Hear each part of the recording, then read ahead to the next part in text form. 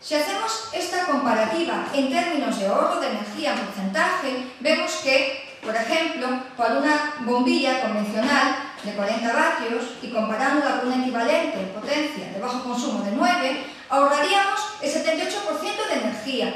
Estoy hablando para una bombilla. Al año, kilovatios año, 33. Y en euros año, 3,18 por bombilla año. Bueno, quizás no sea una cuantía muy significativa, pero si empezamos a acumular, puede haber personas que le interese. Y el ahorro de energía, insisto, es considerable, el 78%.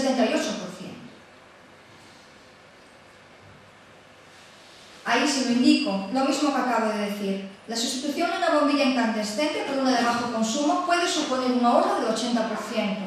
Un valor económico de 60 euros por bombilla año al final de su vida útil y una duración hasta 8 veces superior. Pero es más, casas fabricantes de bombillas como la Osram, líder mundial, o el IDAI, al que antes hice referencia, afirman que si sustituimos las 3 bombillas que más utilizamos en nuestra casa, convencionales, por 3 de bajo consumo, ahorraríamos 300 euros en 5 años, o lo que es lo mismo, 60 euros en un año.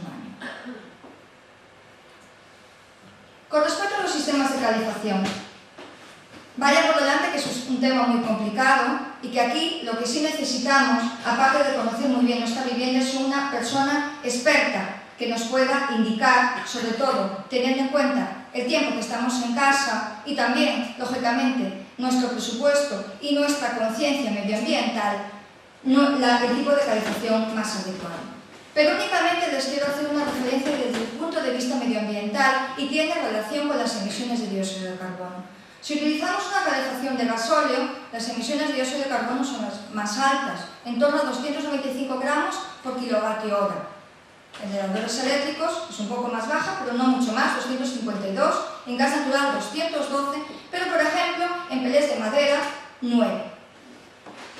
Haciendo una comparativa a nivel de poder calorífico, en este momento los pelés de madera, que están muy de moda, la equivalencia sería 2,5 kilogramos de pelés de madera, daría el mismo poder calorífico que un litro de gasóleo de calefacción y que un metro cúbico de gas natural. Por lo tanto, son datos, cuando menos, para la reflexión. Con respecto al consumo de agua, lo primero que debemos reconocer es que en Galicia no tenemos cultura de ahorro del agua. Pero es que no existe en Galicia, y salvo el País Vasco, en las otras comunidades autónomas que se caracterizan por lluvias abundantes, tampoco existe. Quizás porque pensamos que el agua es inagotable y que va a durar siempre. Pero debemos de ser conscientes de que tan solo el 30% del planeta sufre desertización, que solo el 3% del agua del planeta es agua dulce, que menos del 1% del agua dulce es agua potable, que España es el país de la Unión Europea que más agua consume. Si miramos a nuestros hogares y comparando con los usos que hay, únicamente, digamos, dentro del baño se está consumiendo aproximadamente un 60% de agua. Bueno, pues existen en este momento medidas que nos permitirían ahorrar cuando menos un 56%. Una de las más llamativas y que ya se está poniendo en práctica es el sistema de reutilización de aguas grises.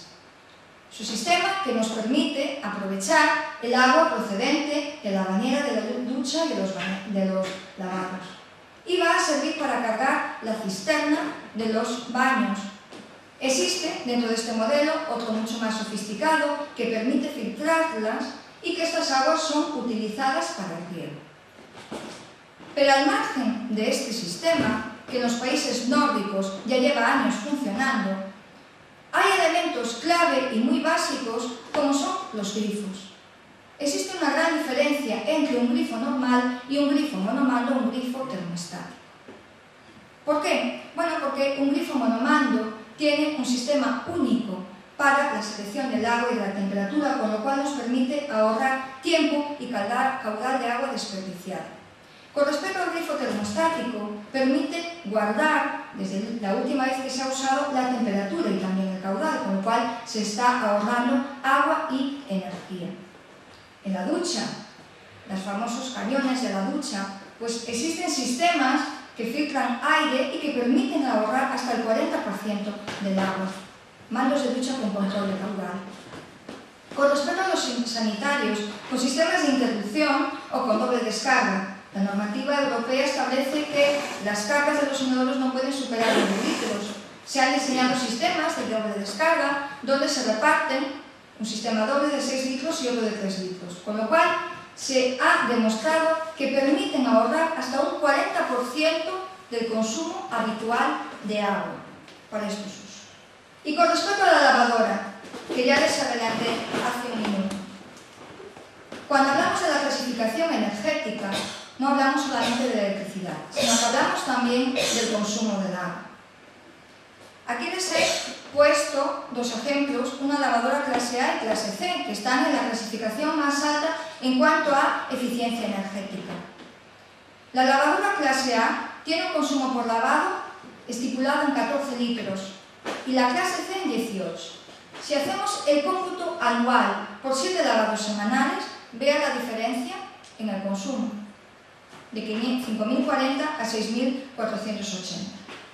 Además, dentro de las lavadoras es importante el sistema bitérmico, que lo que nos permite es automáticamente seleccionar el agua caliente y no como las antiguas lavadoras, que como les comenté anteriormente, hacían un gran consumo de energía porque ellas mismas se tenían que encargar de calentar el agua.